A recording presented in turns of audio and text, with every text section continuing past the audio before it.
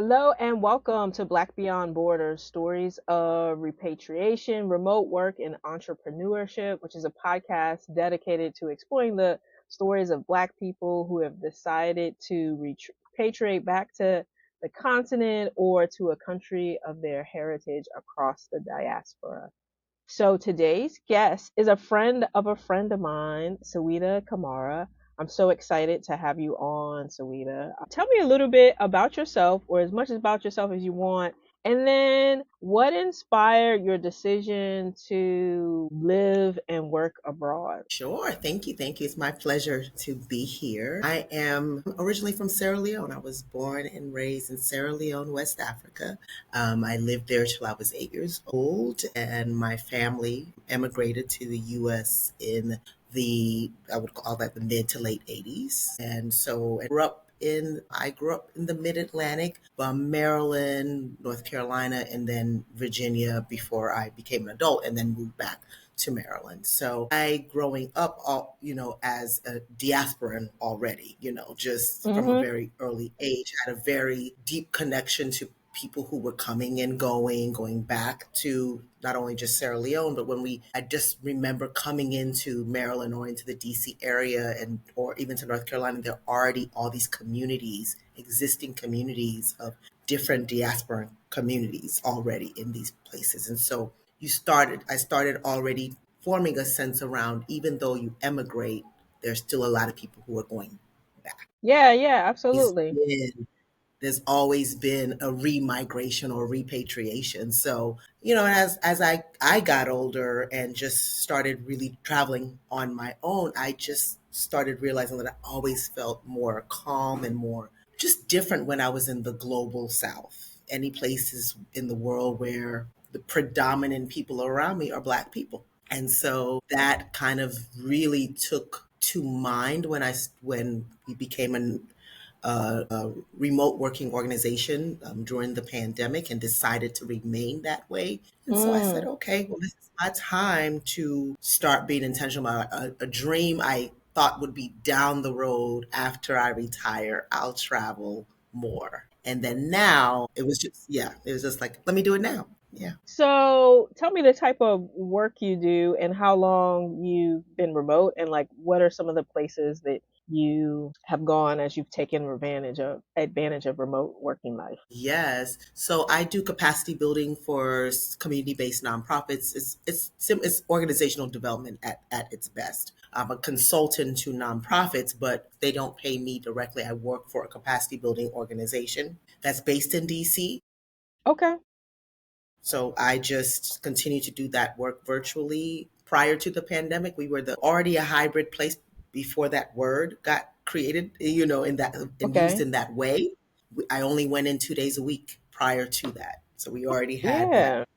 So it kind of became more logical step for our organization to become remote. It was like, oh, we've been Y'all this way. pretty much doing this already. Yeah, yeah, yeah. Yeah, Go we've been full doing this throttle. Yeah. already. Yeah, so in doing that work, I've always, whether I've gone to an organization's location or met with them virtually anyway, So it was like, well, I'm just gonna keep doing this, but just more virtually. And so that's I first country I traveled to. I actually traveled with a friend who was from Guyana, so we stayed in Guyana for it ended up being like 5.5 months for me, about 6 months for her. Then we went to Anguilla and Saint Martin, that was total 3 months, like a month and some change in both countries. And then the next year, so I started this again February 2021, and so in 2022, that's when I started coming to the continent. And so my first country of choice at that point was Senegal. I had just had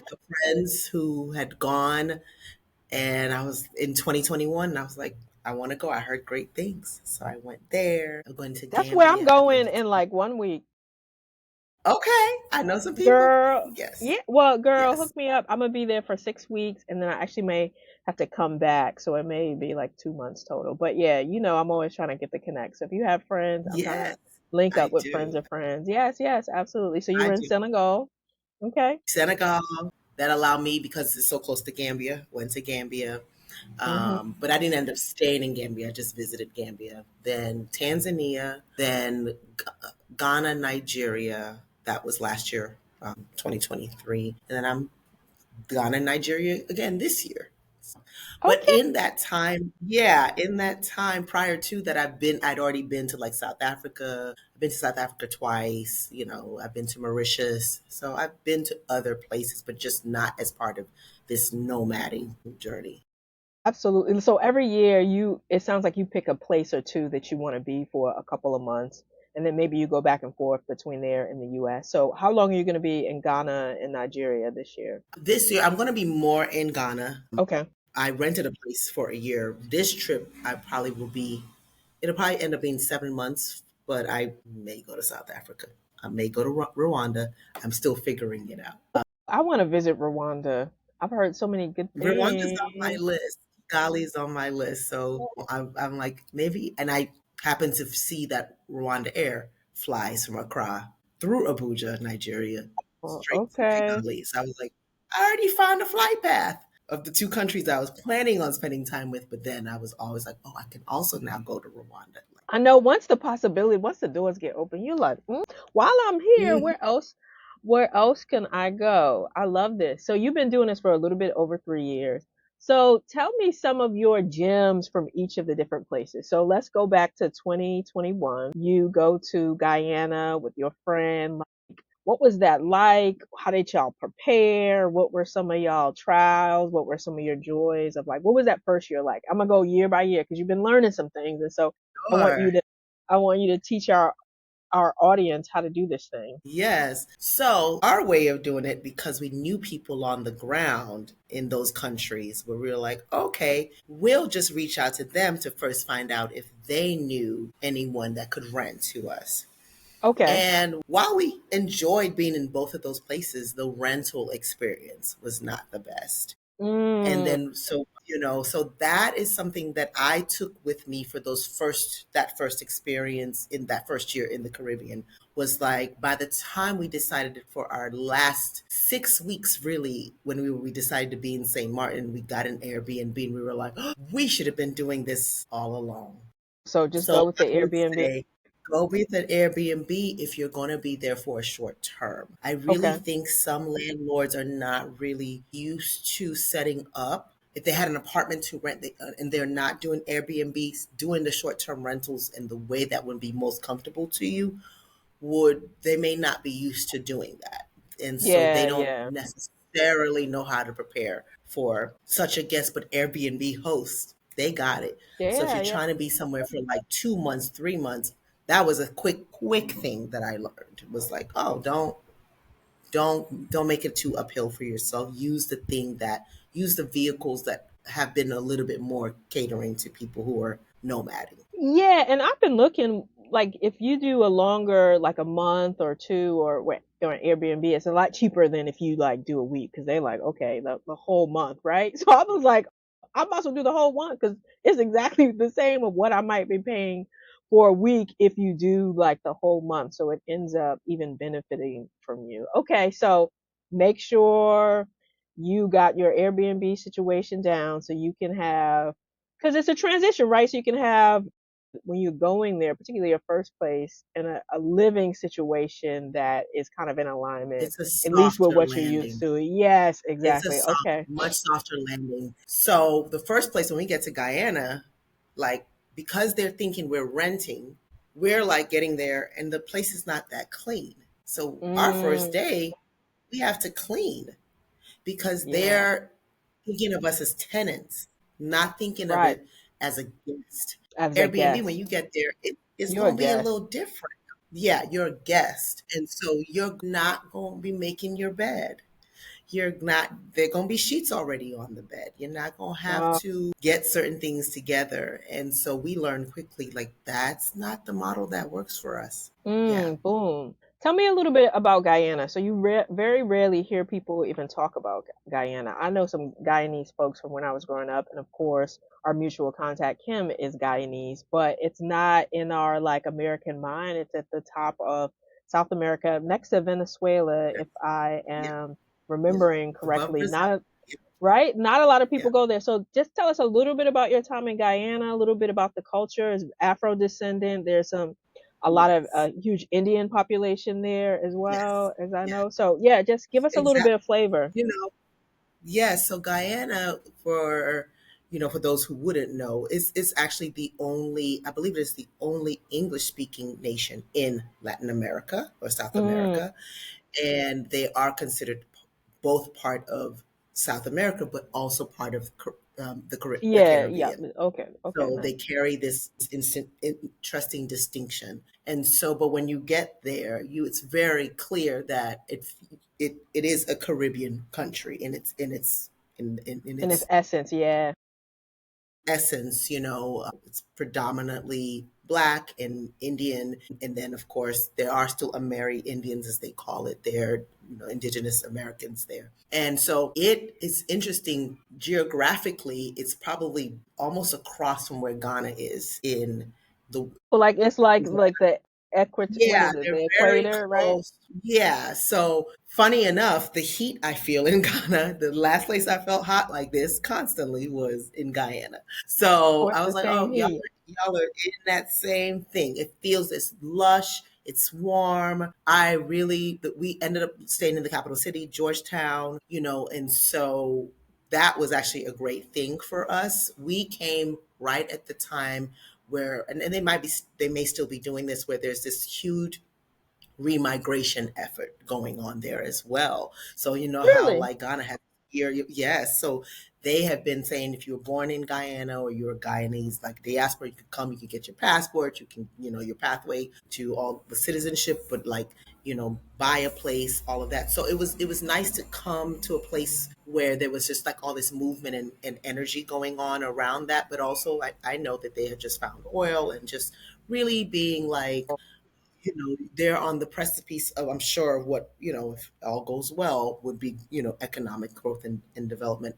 But what I most liked about, I would say specifically Guyana, but it was just beautiful. I felt like it Mm, has all these different regions and you could travel within the country and experience like a different, it has large rivers. So when a lot of people think about like the Amazon, but and they have I think that it's called Demerara, which is it's a huge river in South America. And so you have all these but you have all these different like geographic things. You have rainfalls, it's beautiful, and so if you get to really tour the country and visit, that was our mm. goal, visit every region. I didn't get to all the regions, but it's like that. A lot of beautiful, it's just a beautiful culture in terms of there's a lot of pride in like people have been, like their historical pride in just like who they are and those type of things. So it was also nice to be there during times. I think we were there during their independence, time Ooh, where I think it was, yeah.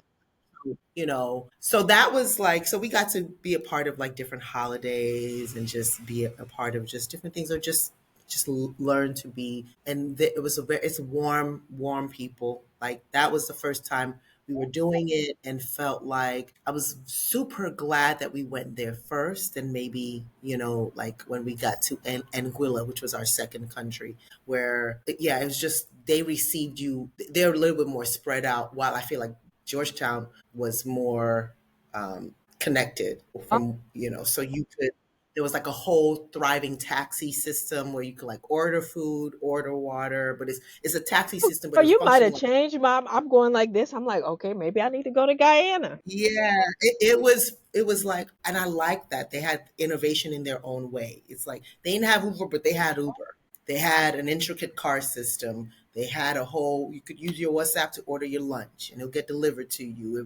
But it's like Pretty all of tech this. savvy. Yeah. Yeah, pretty savvy. And I just really appreciated being somewhere where you're like, yeah, even if they don't have what people may think about in terms of like high end resorts and all the things that people think about when they're going to a Caribbean country, they're going to have a lot of your creature comforts. They are. Mm. Okay, To me, they did. I'm always Yeah. interested. Two questions, and then I want to go to your next year. But what was, child? I forgot my question. Eating. What are Yes. folks eating in Guyana? What are some of your favorite dishes?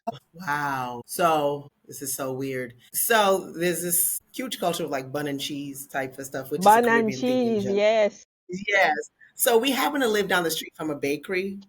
And so while there's like all this other wonderful food, my highlight was like walking down to this bakery and getting the cheese, the bun and cheese. That I was that. love it. But yeah, it was, and just loving that that there was just a lot of good food. And also there are a lot of markets, a lot of fresh food markets. So that I immensely sometimes miss that aspect because sometimes you don't see that a lot, even in a lot of global South countries for whatever reason. There are still markets, but I felt like Guyana they had a lot of markets, more markets than you see in an area. So, and I love that fresh food, fresh vegetables was available, So if you wanted to cook, there were a lot of nice. The other thing, pepper pot was my other thing that I Mm. enjoyed. It's new for me. It's my first time having that, but I love pepper pot. So what's in So pepper yeah. pot? I've heard of it, but I can't remember what's in it. It's like a type of a stew. I Hmm. never personally made it, so I don't authentically know the ingredients, but it leans into the savory kind of meets sweet. I don't Okay. want to akin it to like, I don't know how to describe it. It's a little bit savory sweet. You can eat it with bread, but it has a distinct, yeah, pepper pot, So pepper you know, pot. What pepper are if pot. somebody go ahead. Yeah. You about to say something Yeah. else. I Pepper was trying pot to think and if there was there I had to remember. So my friend's aunt lived not far from where we were staying. So she used to send food over, but there was a way that she love made that. her okra. I think it's just okra, but it was so good. Just so good. Yeah. I love that. So you decided to go to Guyana because your friend had She's relatives yeah. there? Okay, she's from there. Yeah, Okay, she's that's what I was born gonna say. there. She Why left when she Guyana? was younger, and we were like, we're gonna Nomad. Where do we? And it just felt to me it was important to go where we knew people. That's always That's how I feel. always Somebody been was like, part "Where of you going?" I said, "Where I get an invitation," yeah, that part, that part. which is where I'm going. It's gonna go. So before we go into the next, when you decided to nomad, and so y'all were there for like 5 months, did you like you were like, "I'm gonna sell my stuff," or what was your kind of transition out of your life in the U.S.? Like, did you like, okay, peace? Yeah. So we didn't. It was supposed to just be that year. Okay, So that was the first thought. Well, I didn't venture to make this 3 years. I was like, I'm gonna do this for 1 year. During sometime in 2020, as as the pandemic was unrolling, we started seeing like all of these like nomading visas. The first one was I think I saw was Barbados. We just started seeing all of this, and a lot of them were like if you pay for a year or 2 years, kind of visa, this nomading kind of visa. And I didn't necessarily want to be gone for that long. So we just said, well, what's the normal? You just have a US passport, they stamp it. How long would they give you? Most places give you 6 months. So okay, that was the initial kind of first okay, got you. thinking. And then it was like, so because that was going to be the case, and I knew I was coming back by like June or, it was like, okay, I just more packed up my home and put things in like I just downgraded certain things. But I wasn't thinking that I'm renting, selling, or anything like that. I just knew I wasn't going to be in my home anymore. So it's like things like, you empty out your refrigerator, you get Yep, rid of anything. I took it's anything, perishable. important documents and valuables. I took it to my mom's place. And then it was just like a place that the power setting was all off and all like my parents just went and checked out my home. But after I had such a wonderful time, I came back that summer and I was like, I want to keep doing this. And then I decided to put my place on the market, Okay. which I ended up selling it while I was actually still in Anguilla Wow. and Anguilla, or maybe I was St. Martin at that point. But yeah, it went on the market and it sold. And that was a time when things were flying. Like I think my thing was already, I think it only ended up being available for like 21 days before I decided on a buyer. Like it moved pretty Wow. fast. Yeah, that was when properties were going real fast. So yeah. Right. So you sold your house, took that, and then you put your stuff in storage or sold it or what? Yeah, I put my stuff in storage before I even traveled. So that 6 weeks that Okay. I came back, I knew that I was going to put my place on the market. So I found a Okay. Got realtor and you. Got you. was like, I'm emptying out this place. I'm packing, I'm putting stuff into storage, I'm a sell. And then that allowed that by the time I came back in October, which I left in July, came back in October. Then that's when I started the whole nomading. Even I call it nomading even in the U.S. because now it's just fully living in Airbnb. So I'm like, I could be anywhere even now in the U.S. I don't have to be in the DC area. It's like I can get a Mm. B&B in Richmond where my sister lives, or Yeah, yeah. and I could just anywhere. So that gave me a different level of permission to I don't just come back to one place like I fly back to an area, but I don't have to stay. So, what would Yeah. you say are the like biggest joys and biggest challenges of nomading, just in general? I think the biggest thing, which is I think I've kind of settled it now, was always feeling like I'm living out of my suitcases and couldn't just always just settle at a certain level because I'm only in this Airbnb for like 2 months or that. And so now I Yeah, have to pack up everything and move. And I, at some point, wanted to, especially because I was coming back to certain part of the world, specifically after 2022, and I kept coming back to Africa. I was like, well, I probably should just rent a place here because I'm moving around, but I'm now like trying to move around with two and a half or two suitcases and carry-ons. I was like, this is becoming a lot. And you start to feel more like there's a lightness that comes with nomading, but when you start moving from I'm now short term staying. I'm now staying in places a little bit longer than just like, you do have to start thinking like, well, if I'm going to come somewhere back and forth, then maybe I should, so that became because that started becoming the pain point. I got tired of packing everything up coming back to the US. It was like, yeah, because maybe your visa might only let you be there for 90 days or something. So you do got to go unless you want to extend your visa or something like that. So those so are those type of things. Yeah, yeah. So now you've yeah, just decided to like rent a place for like a year somewhere and yeah, then use yeah. that as a base and still kind of nomad. Yes, exactly. Because I'm like Okay. I'm going to go. I know I'm going to where I have friends. I'm going to go visit them, but I still wanted to go to places like Rwanda.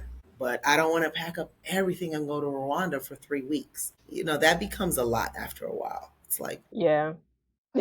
yeah, I went on a around the world trip and I was just like, I mean, the places were great, but as you said, you just kind mm, of get tired of everything yeah, being yeah. in your bag um and having to pack that up open. So your solution to that is to find a base somewhere that I guess is Find a kind of base. affordable for you to be able to have that Yes. place And and that then was the kind of biggest thing. And it was a good hub. I intentionally picked Accra. I first thought Dakar was going to be my base, but it's actually kind of more expensive to travel out of Dakar and it's yeah. not as connected to as Mm, what I thought it would be. Accra is a little bit more of a, like an entry point to the rest of the continent. And mm, so once, and then they're super into this, they're, again, they did their year of return in 2019 right, and they're right. in this Beyond the Return campaign. And so it's a softer landing too for Yeah, anyone there's who probably not the wants language barrier as much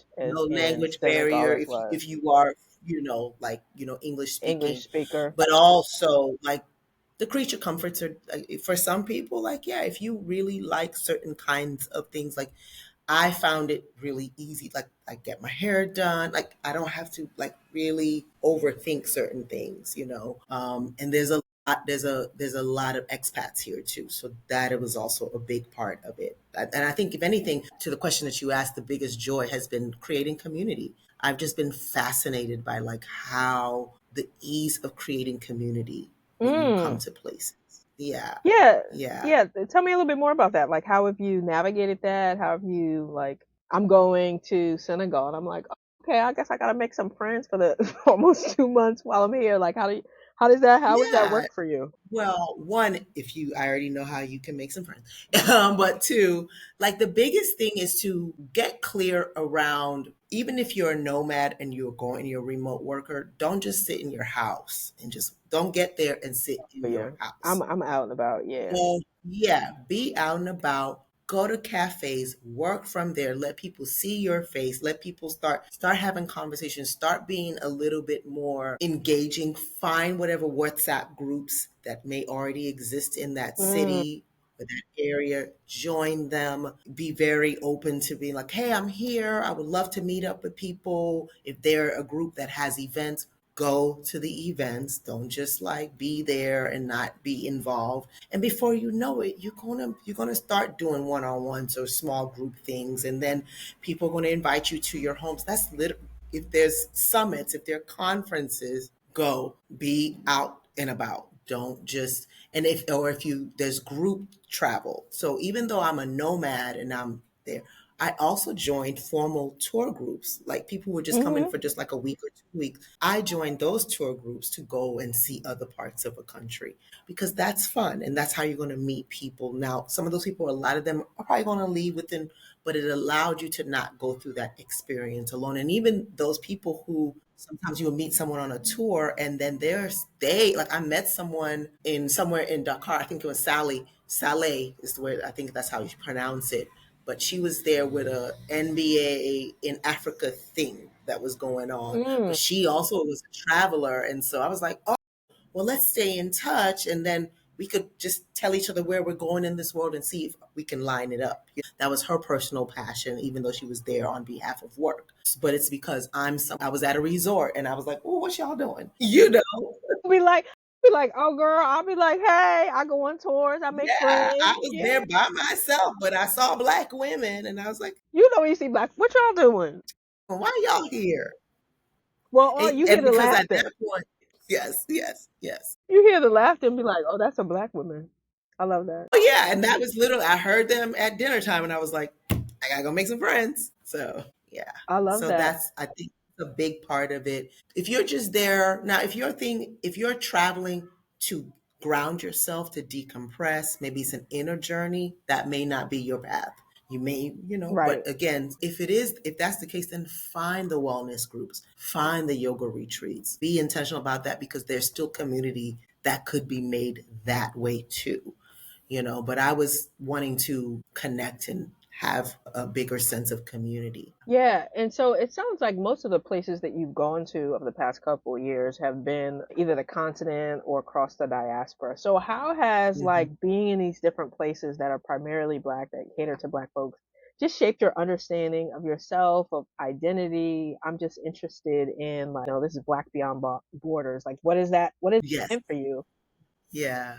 One, I loved the name of this podcast, Black Beyond Borders, because I feel like that's what I've been experiencing is the nuances of what blackness means once you get into certain kinds of spaces. Hmm. And for me specifically, it's like being black is it's my identity. It's how I identify. That's my default way of showing up in the world, but in particular in the US. But I found that especially once I got to the continent, I shifted to being Sierra Leonean and not Mm, just yeah, black. yeah. Yep, yep, yep. You know, yeah, and there was something about a level of really kind of being like, I'm also a daughter of the soil, and really kind of knowing that in a certain kind of way, but also that it was true homecoming for me, you know? Yeah.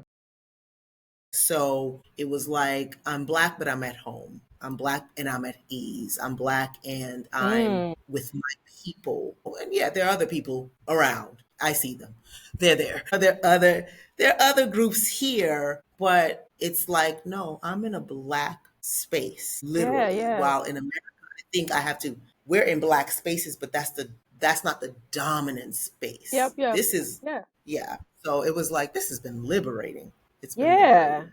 Yeah, well, and over the next year, I'll like venture to do the same. So we'll have to stay in contact of like going to the continent and just going to black spaces, right? And Yeah, yeah, delving into what does it mean to be black in this space? How do I connect with people? Because I'm like, yeah, I'm going to visit my cousins. That's how that's how I'm thinking yeah. about it. I'm going to visit my So cousins.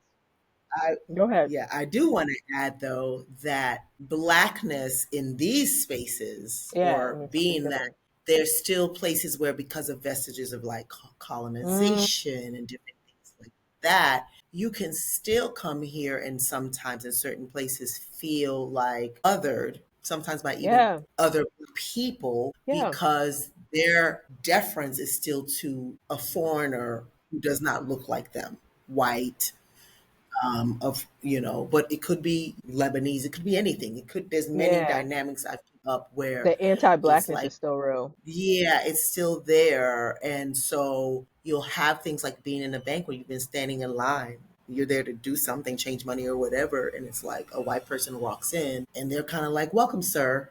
And you're like, well, ain't nobody tell me welcome when I walked in. You didn't see me when I walked in? Why not? Why didn't get the welcome? Why did I get Yeah, a I would welcome? imagine that's But hard it's like, too. I'm commonplace. I'm just black. I'm a black body. So it's like, okay, whatever. For whatever reason, they need a greeting, and it's the sir, welcome, madam. No, The nothing deference, wrong yeah. with that.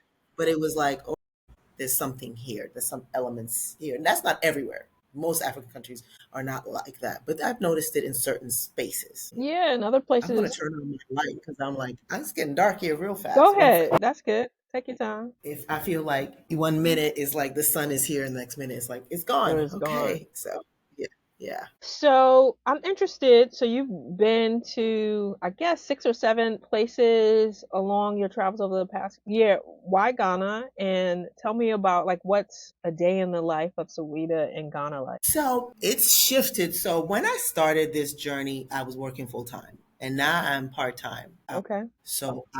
And that was informed by the fact that I wanted to be more present in the places that I travel. I don't Yeah. want to be controlled by like, oh, okay, I got a meeting. I understand being a remote worker, but I was experiencing a new aspect of life. I was shifting, and I'm like, well, can't do that if I'm locking that into. I got to do all the experiencing and knowing and learning, but I got to do that before 2 p.m. because I got meetings that start that at that time. Yeah. That's what I did. I was just like, if it's not on my calendar, it's not gonna get on while I'm there. Cause who wants to be Yes. like, I can't do this because I got a meeting. Yeah. It was starting to get on my own nerves having that be my reality. I remember us being in Guyana and even like, how you have like different caretakers to building security. They were like, you all are always inside. Mm, You're always at your desks working. And I was like, yeah, we're here, but our way we're showing up is still um, limited by the experience of how we work in America, where work is a yeah. central part of life. And so I was very intentional about picking places when I wanted to come to places where also work is important, but it's not the central part of people's life. Community is, family is, other things are not work.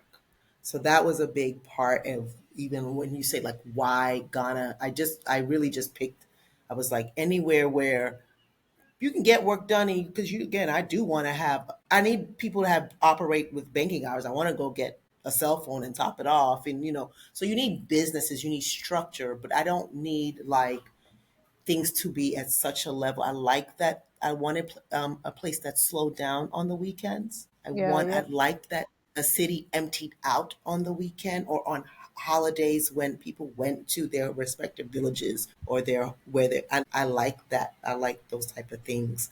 I liked that. The other thing that was important to me was like I wanted to form a.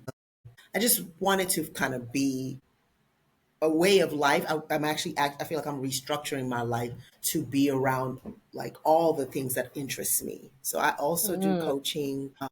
And so I was like, you kind of put stuff on back burners, and I'm like, yep. well, Yep. if I can do more than one thing. And I feel like some places in the world allow you to show up like the entrepreneur you and this and that. And that's one thing Yeah. I I love do feel integrated.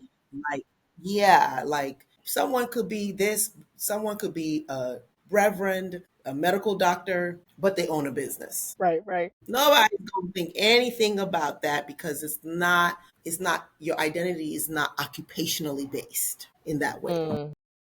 And I love And that. I love that. And it has the cost of living in other places just kind of allowed you to work part time and still be Yeah, good 100%. and okay. Yeah, I Yeah, the absolutely cost of love living that. and then also selling my home. It's like I didn't Okay, have a yeah. mortgage that I was still paying for. It was like, oh, I don't have to be tied to this mortgage. And then why I don't need to work so hard either. It's like part of the time we're working as hard as we are to pay the bills we got. Which we don't And necessarily need. we don't need all those bills. We can release the bills. I still got a home. I love where I'm here. I've always had shelter. but it doesn't have to be one form of not one way of doing it. You can be a Yeah. little bit out of the norm and do it. Yeah. I love that. Second to last question. So, how has being a, a nomad or remote worker impacted your love life, your family life, your kind of connections? You talk about making connections in those places, but what about like maintaining those connections? It's like a big question, but you can answer it It how there's is, love, but there's I was family, there's relationships. just talking to someone early who I'm going to hire as like an intimacy coach. But what I've really, really realized is that it's helped me be clearer about like how I form relationships. Because I've had so much like I need to be clear about I come here and I'm going to meet people and I don't know exactly where this is going to go. And that is going to be whether that is a woman I meet. It's like, oh, is this going to be a friend? Or we just going to just vibe real quickly and then Right. go into our Right. world. Even in romantic spaces, it's like, especially when I was nomading and it was just shorter nomading versus like longer. It was like I led with that where men would meet you and they want to get to know you and you're just like, but I'm only here for 3 months, so I'm passing let's through, bruh. and I'm passing through and I'm a pass through. And are you good with that? Because I did find that not everyone, even though they said they were good with it, they were not. Ciao. And so that and so and even for me, it's like you like who you like. And I always felt like that. I didn't hold that against anyone, but I had to you got to be clear that if you're on that journey, it's your journey. And some people may rock with it or they don't rock with it, but you don't hold it against them. You just have to be Yeah. like, I recognize that this is becoming difficult and challenging for you, but I can't be a part of something that right now I'm in a different space because I am settled. I have a place and I have a so I'm open now. I am open to seeing like what comes in this way because I do think before I was moving too much and I was feeling like I didn't want to create confusion in my own life.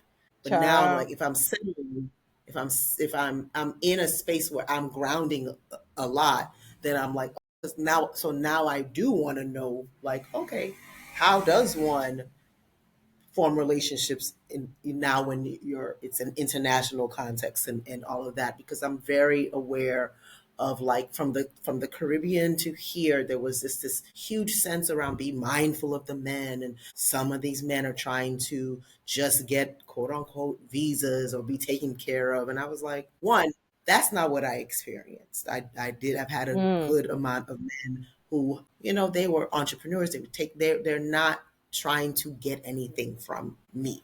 They're not that. So, but I was intentional also around like if I did pick up that someone had like maybe a using kind of intention, it's like, okay, well, he's in a space in his life right now where maybe he feels like that's the only way he can get what he needs, but I don't have to be the one to give him that.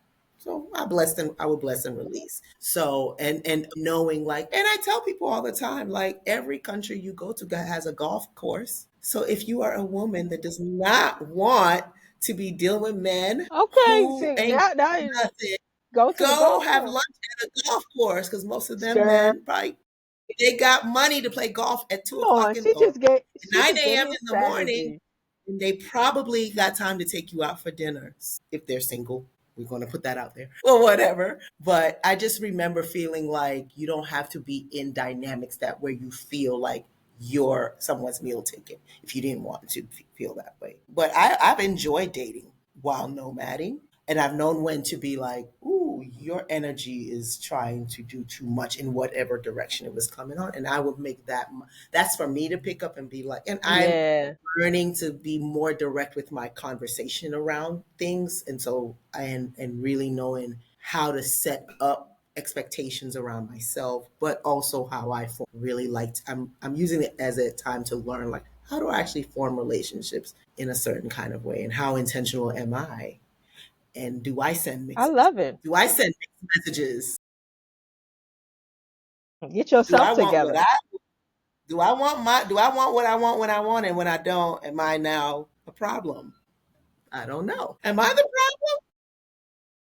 I love it. I'm It's a willing to self look at it awareness. because sometimes we are moving in these spaces and we're like, oh. instead of realizing like there's a way we could be showing up too that attracts Yeah. people in a certain kind of way. Yeah. So yeah. And how have you stayed connected with your family and friends? Yay. The biggest thing is that I have had a good amount of friends who they started this journey before I started it. I I've love had it. friends who moved to the diaspora and so in seeing how they maintained relationships and how they came and went and were intentional or yeah, let's spend time. I pulled a lot from their chapter, from their book, and like the way that they did things. And I now so I saw that it was like one, you can maintain relationships. Not everyone is going to be able to deal with all the time Right. differences and all of that, knowing where you are. Like, but I love the people and I love being the some. I've shown up as like, if you need to call me anytime. If I miss your call, I'm gonna call you back. And I let people know to not overthink. Please don't overthink. Like, oh, she's 4 hours ahead. Will she be asleep? I may not be asleep because I kind of don't have a clock in that same way anymore. Because I'm also not working a certain kind of way anymore. A lot of our clock is built on how we work. I don't work the same way Yeah. anymore. So that's also Nice. changed. Yeah. But I also, the biggest thing is like knowing like what it is about these relationships that you want to remain the same. Is it the Mm. connection? Like, are y'all cool because y'all saw each other? Or y'all cool because y'all were just cool. And so anybody that has just we just cool because we were just cool and not because we hung out, I've had no it's been easy to Right. maintain. So just yeah. Yeah. I Yeah. love that. Yeah. Yeah. But I miss Well, seeing people in person. I'm I sure you do. do. But you Yeah. get back. How often do you go back and forth generally? My new thing is that I like to be in the US when it's warm. So I like to leave in October and I like May. No, not May, April, maybe end of March, but April, right? So that when it's warm, it's there and then. But I probably would still be do that, but I would probably come back to Ghana earlier than October because I really did enjoy it when it was cooler here. Yeah, Yeah. now it's kind of hot. I feel that, girl. Ciao. It's hot. So Wednesday, yeah. I'll still be in the US, but probably shorter now, not as long. Okay, not as long. I love that. I love that. Take advantage of the season. So as we wrap up here, if you had 3 points of advice to give somebody who is thinking about working remotely, thinking about repatriating, what would you, somebody like me, I'm about to do it. What are the 2 or 3 pieces of advice that you might give them? Be intentional about what community you want or communities you want to be a part of before you get there. Ask to be introduced, ask for people to make connections for you. Land knowing that you know some people on the ground and knowing that they let them know you coming, but again, show up in the spaces where they will be and just be open to also like their community being an extension of your community because that's how that's played out for me. So step one, know about your community, where you want to go, who is going to become the people in essence that welcome you, you know. Mm-hmm. Two, I would say be clear about how long you are trying to do this experience, but Mm, not from a space of like giving yourself an end time. Be very open to expanding, changing dates. Put aside some money for the fact that you might get somewhere and be like, I want to stay longer and just be prepared for that. So don't just buy mm-hmm. a ticket and think, I got this date, I'm coming back. Plan for the fact that you might actually get there and love where you are and want to stay longer. That was my first experience in Senegal. I was planning on being there for 2 weeks. That's not how it played out. And I was super thankful that I had a pool of money and resources, whatever that looks like, to extend and stay longer. And so just come open for the experience to not Flexible. close, and have to close the way you think it's going to close. Some people come and then they never leave. That happens. I meet people like that. They came back to us to pack up their stuff. They're like, I I was talking to somebody last week and she was like, "Oh yeah, I met a woman.